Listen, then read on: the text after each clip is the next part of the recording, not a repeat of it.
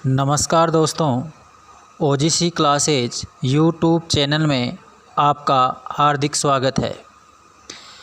आज हम मनोविज्ञान के प्रश्नों की सीरीज पार्ट नंबर 4 पढ़ेंगे।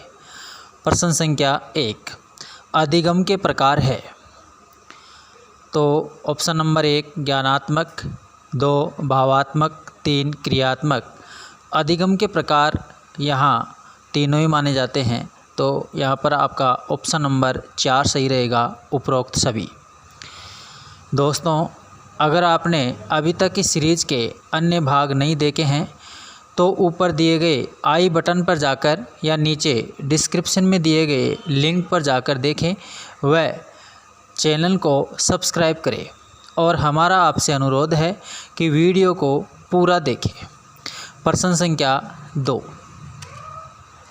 संज्ञानात्मक मानचित्र के प्रतिपादक है। तो संज्ञानात्मक मानचित्र के जो प्रतिपादक है उसमें आपका ऑप्शन नंबर 2 सही रहेगा, टोलमैन। टोलमैन संज्ञानात्मक मानचित्र के प्रतिपादक माने जाते हैं। यहाँ जो सेलिंगमैन है वो आपके अधिगम असहायपन के प्रतिपादक है, जबकि मैकडूगल यह आप जानते हो हार्मिक दृष्टिकोण से संबंधित है, चिंपांजी से कोई संबंध नहीं है। आपका प्रश्न संख्या 3 अर्थपूर्ण अधिगम की अवधारणा दी थी। तो अर्थपूर्ण अधिगम किसने दिया? तो अर्थपूर्ण अधिगम का आपके ऑप्शन नंबर 3 सही रहेगा, डेविड आशुबेल। डेविड आशुबेल ने अर्थपूर्ण अधिगम की अवधारणा दी थी। और बांडुरा आप जानते हो सामाजिक मनोविज्ञानी, जोसेफ डी नोवे का संबंध आपके अवधारणा मानचित्र या संकल्पना नक्शा से है, जबकि सेलिंगमैन अभी आपको बताया गया अधिगम असहायपन से है।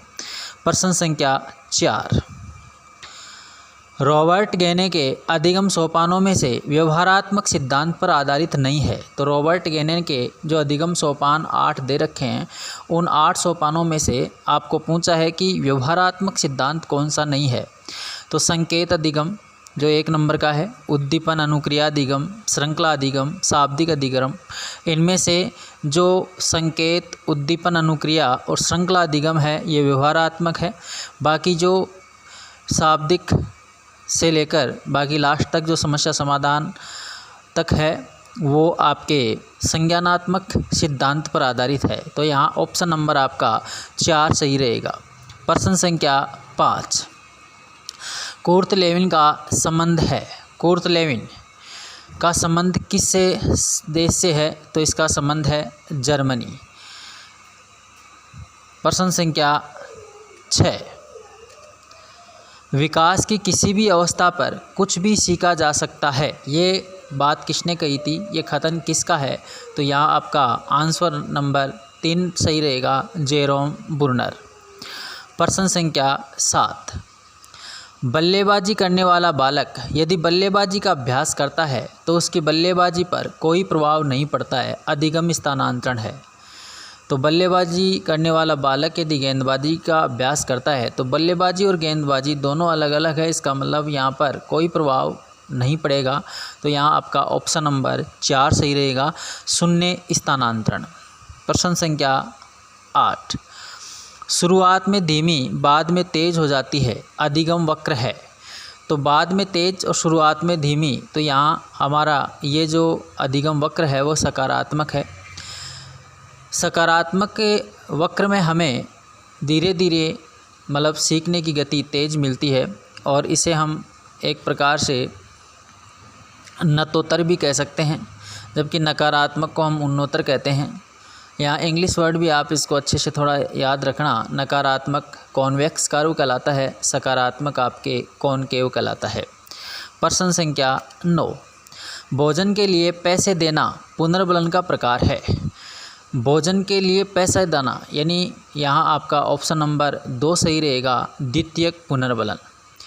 यदि डायरेक्ट भोजन दिया जाता है तो ये आपका प्राथमिक पुनर्बलन में आता है, जबकि भोजन के लिए पैसे देना तो जिससे बाद में वो भोजन लेगा, तो इस प्रकार से ये द्वितीयक पुनर्बलन के अंतर्गत आता है। प्रश्न संख्या 10 एलेक्सिया है तो एलेक्सिया का संबंध किस दोष से है?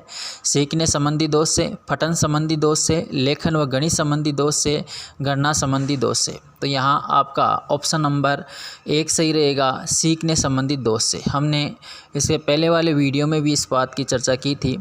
पठन संबंधी दोष जो है ये आपके डिसलेक्सिया से संबंधित होता है। लेखन व गणित संबंधी दोष है ये आपके डिस्प्रेक्सिया से संबंधित है। गणना संबंधी दोष है वो डिसकैल्कुलिया से संबंधित है।